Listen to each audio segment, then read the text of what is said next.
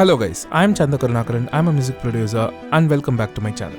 In this video, we'll check out the various integrations that FLKeys offer with Flstudio software. So we'll be taking a closer look at the integrations at channel rack, mixer and plugin level. So and many things more are featured in this video. So without any delay, let's get inside the video. The shift button in FLKeys could be used alongside with the pad in order to access the shift functions. You can see there are text both above and below the pad. So this text corresponds to the shift function that is allocated to that pad. Now press shift and channel rack to enter the channel rack mode. You can navigate the channel rack by using the channel rack up and down buttons. Moreover, you can also audition the different instruments that are loaded inside the channel rack. Once selecting the instrument, you can also change the presets by using the preset up and down button.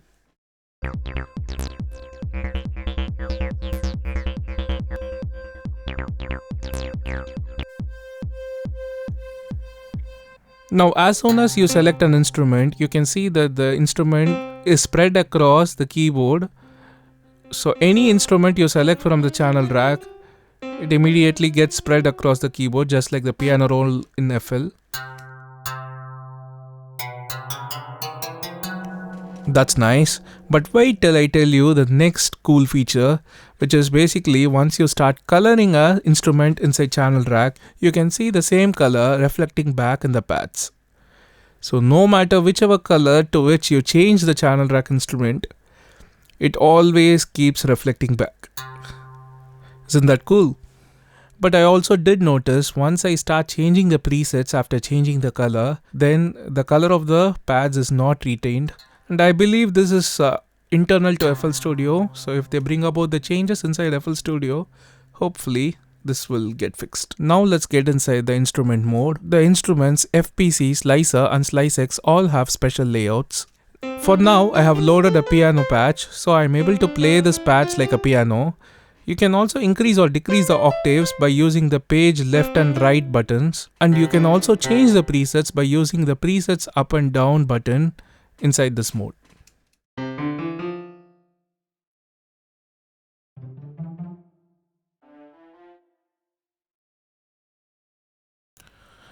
Now once I load an FPC and then I load the drum kit, you can see that the pads get color coded. Now the pads are arranged in a way that the top section is on the right and the bottom section is on the left. This could be an odd choice, but you can always get used to it, and the velocity sensitive pads really shine once you start playing drums on it. Now let's explore the sequencer mode. Press shift and the pad named sequencer. Once you are inside the sequencer, you can basically start sequencing just like you would do with the channel rack. So in this case, I have loaded a kick drum.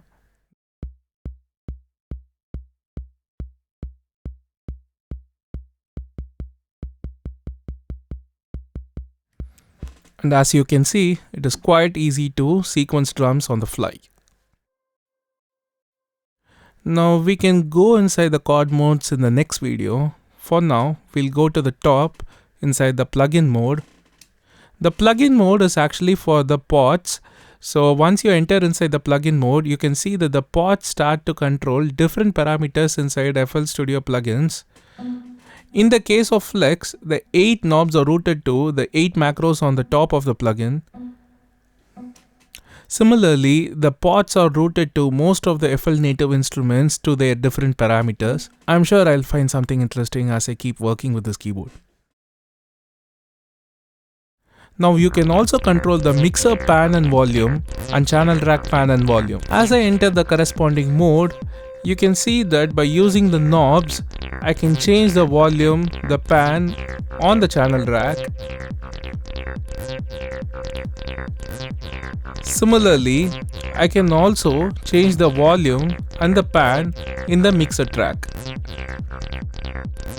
For moving inside the mixer, you have two buttons right to the knobs. So you can basically move in banks of 8 with these two buttons.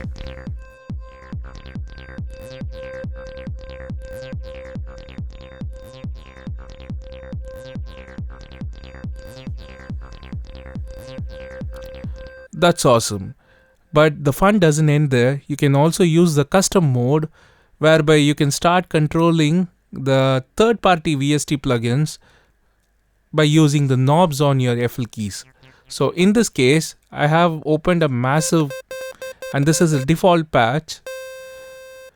Now, if I want to control this low pass filter, then I have to go inside Tools, Last Week, Link to Controller, and move the knob. And now you can see that the knob is basically moving the filter. That's so cool.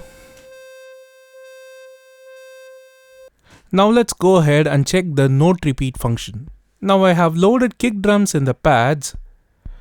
So if I have to play repeated notes, I'm not so good at finger drumming, but in this case, FLKeys has got me covered. I can press the note repeat and I can use the velocity sensitive pads to create these types of kicks. In order to change the value of note repeat, you have to press shift and press the note repeat button. Once it starts blinking, you can change the note repeat value and you can see the note repeat has changed. I'll post about the chord modes in my next video.